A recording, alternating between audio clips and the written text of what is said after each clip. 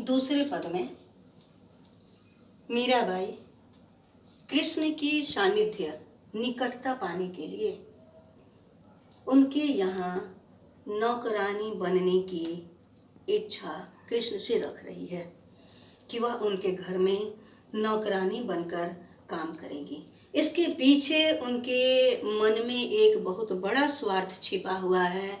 वह स्वार्थ है उनकी निकटता, उनके प्रतिदिन दर्शन, यानी जिस चीज़ के लिए वह तड़प रही थी, कृष्ण की समीपता, उनके प्रतिदिन दर्शन के लिए, वह चीज़ जो है, वह भाव उन्हें कृष्ण की निकटता से मिल जाएगा जो वह उनके घर में नौकरानी बनकर काम करती है।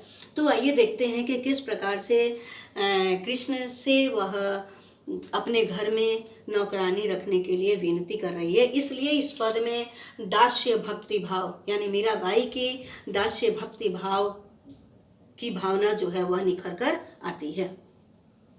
श्याम महाने चाकर राखो जी, गिरधारी लाला महाने चाकर राखो जी। श्याम और गिरधारी कृष्ण को ही कहा गया है। कृष्ण के ही अनेकों नाम हैं। तो अर्थात श्याम सांवले रंग के कारण श्याम और गिरी को धारण करने के कारण गिरधारी कहा गया। तो हे कृष्ण महाने, मुझे आप अपने घर में चाकर, नौकर के रूप में रख लो, मुझे नौकरानी बना लो अपने घर में। वह यह विनती कर रही है।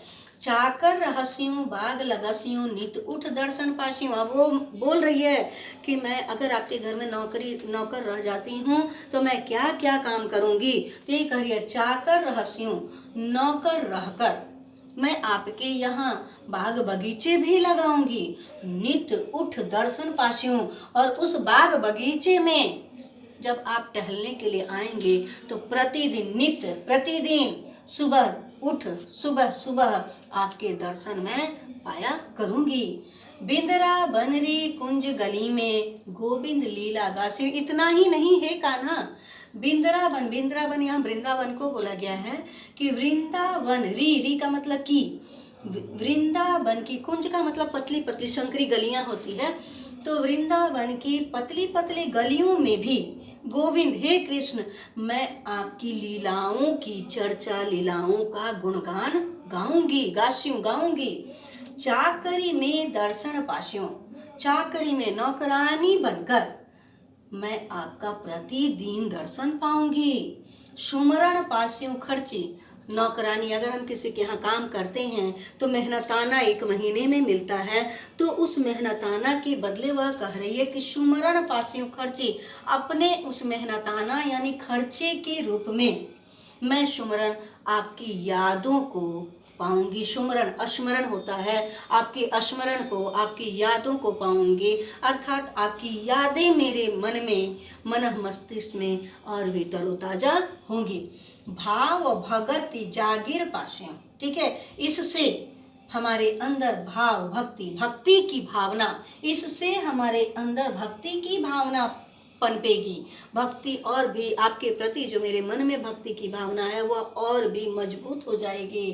जागीर पास्यों, जागीर का मतलब होता है संपत्ति, धन दौलत।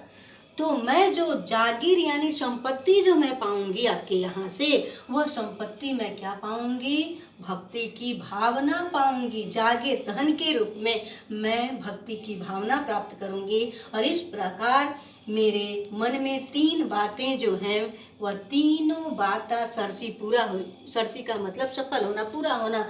तो मेरे मन में जो 3 बातें बैठी हुई है वह पूरा हो जाए। अर्थात इन 4 पंक्तियों के द्वारा मीराबाई अपने मन में एक स्वार्थ रखी है कि वह कृष्ण के यहाँ अपने 3 स्वार्थ को, ठीक है, 3 स्वार्थ वो क्या क्या है? दर्शन, सुमरण और जागीर। ये 3 चीज को पाने के लिए वह उनके यहाँ कृष्ण के यहाँ नौकरानी बनेगी, जिससे उनके मन का स्वार्थ पूरा हो जाएगा। अब यहाँ से देखिए, वह अपने कृष्ण की सुंदरता का बहुत ही मनोरम ढंग से चर्चा कर रही है, वर्णन कर रही है। मोर मुकुट पीतांबर सोहे गल वैजंती माला। मोर मुकुट सिर का ताज, ठीक है, सिर पर पहनने वाला मुकुट जो है उसमें क्या है?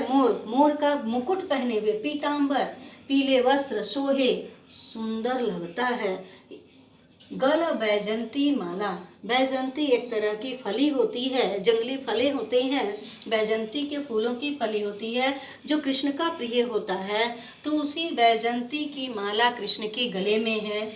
सांवले शरीर पर पीले वस्त्र हैं, सिर पर मोर का मुकुट है, और वृंदावन में धेनु चरावे और वृंदावन में गायों को चराते हैं। मोहन मुरली वाला, और ये मोहन, ये कृष्ण जो है, ये मुरली वाले कृष्ण जो है, ये बहुत ही सुंदर लगते हैं। अर्थात अब आइए इसको हम कैसे चर्चा करेंगे कि मेरा कृष्ण मुख में मुरली, सिर पर मुकुट, सांवले शरीर पर पीले वस्त्र, गले में बैजंती माला धारण कर वृंदावन में गायों को चराते हुए बहुत ही निखर रहे हैं, बहुत ही सुंदर लग रहे हैं। इन दो पंक्तियों से कृष्ण की सुंदरता की चर्चा की गई है।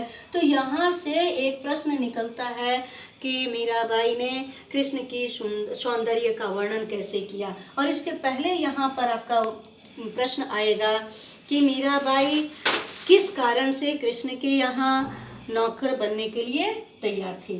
अब नीचे आइए, यहाँ पर ऊंचा ऊंचा महल बनावा बिच बिच राखूं बारी। वह अब महल भी बनाने के लिए तैयार। अभी तक हमने देखा नौकरानी बनेगी, नौकरानी बन के बाद बगीचे लगाएगी ताकि कृष्ण का दर्शन पाएगी। अब वह कह रही है कि मैं अपने श्यामले के लिए ऊंची ऊंची महल बनाऊंगी, बिच बिच राखूं बारी, और उस महल के घरों के बीच में रखूंगी बारी बारी। यहाँ पर बागीचा न होकर के खिड़की होगी, जिसे झरोखा बोलते हैं। तो बीच बीच में घरों में मैं खिड़कियां रखूंगी, और उन खिड़कियों से क्या करूंगी, सांवरियारा दर्शन पाशु। उन खिड़कियों से ही मैं अपने सांवरिया, अपने कृष्ण का दर्शन पाऊंगी। और कृष्ण का दर्शन पाने के पीछे उनकी भावना है भक्ति। पहर कुसुम्बी साड़ी, केसरिया साड़ी, भगवा रंग भक्ति का प्रतीक होता है, भक्ति का परिचायक होता है। तो यह मीरा जो है अपनी भक्ति की परिचायक भक्ति का परिचय दे रही है कि मैं भगवे रंग की केसरिया रंग की साड़ी पहनकर उस ऊंचे ऊंचे महल के बीच की खिड़कियों से अपने कृष्ण की, अपने सांवरिया की दर्शन पाऊंगी। अब नीचे आते हैं, आधी रात प्रभु दर्शन दीजियो जमुना जीरे तीरा। इतना ही नहीं, अब कृष्ण के जब यह भी पूर्ण नहीं होता नजर आता है तो वह कृष्ण से विनती करती है, हे कान्हा, आपके पास अगर वक्त नहीं है तो आप आधी रात के समय में उन्हें लालच दे रही है। जमुना किनारे और कदम का पेड़, यह दो चीज जो था कृष्ण का बहुत ही रोचक जगह था। इस नाम पर वे भागे भागे चले आते थे यमुना नदी के किनारे कदम के पेड़ पर। तो वही यहाँ करिए, आधी रात प्रभु दर्शन दीजिए। हे प्रभु, अगर आधी रात में भी आप अपना दर्शन जमुना नदी के तीर किनारे पर आकर के देने के लिए अगर तैयार हैं तो मैं आधी रात के वक्त भी उस नदी के किनारे आ जाऊंगी। मीरा रा प्रभु गिरधर नागर, हे गिरधर, हे कृष्ण, नागर चतुर चालाक, हे चालाक कृष्ण, ठीक है, आपके लिए मीरा रा प्रभु गिरधर नागर, हे चालाक गिरधर, आपके लिए मीरा का ही बड़ो हृदय घणो बहुत अधीरा बेचैन, अब उसमें धैर्य नहीं है। हे प्रभु, आपके दर्शन के लिए अब मीरा के हृदय में किसी भी प्रकार का कोई धैर्य नहीं है, वह बेसब्र हो चुकी है। अब वह आपके दर्शन पाने के लिए किसी भी तरह के कार्य को करने के लिए तैयार है। आइए अब इन्हीं पदों के शब्दार्थ जो हैं वे नीचे दिए हुए हैं। इन शब्दार्थों को देखते हुए पंक्ति के भाव को स्पष्ट किया जा सकता है।